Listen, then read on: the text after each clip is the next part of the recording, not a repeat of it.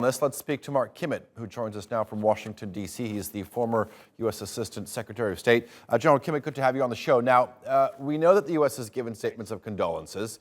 It's given its support, but it's not really committed to any sort of, quote, actual help on the ground. Do you think this is in the works at all?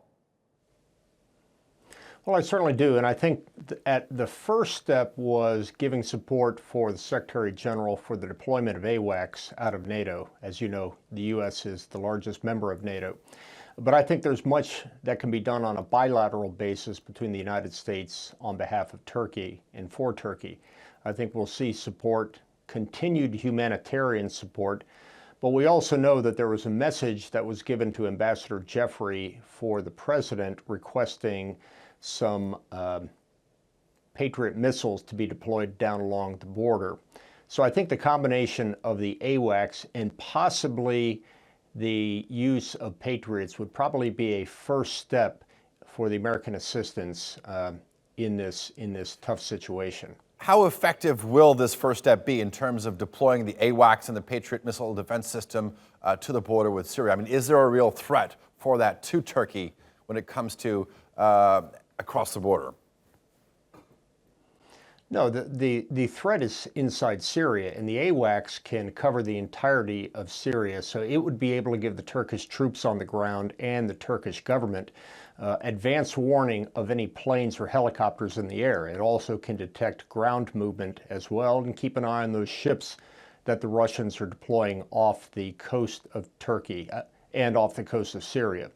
So I think that's some capability, intelligence capability, that is needed by the Turkish military.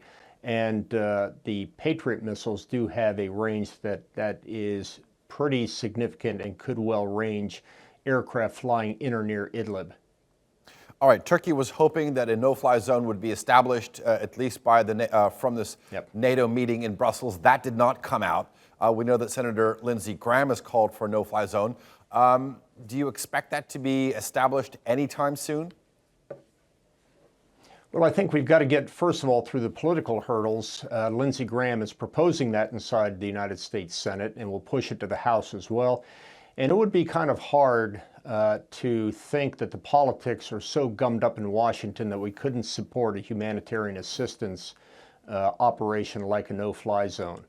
But I know that 6 years ago, when the no-fly zone was proposed after the use of chemicals by the Syrian regime, there was great reluctance on the part of the Pentagon to provide that no-fly zone based on the capabilities of the Syrian, primarily their air defense missiles. And now that the Russians are bringing air defense missiles in as well, that would be a significant risk to U.S. fighter pilots and people on the ground, for that matter, in a humanitarian safe zone, should the Russians decide to oppose it.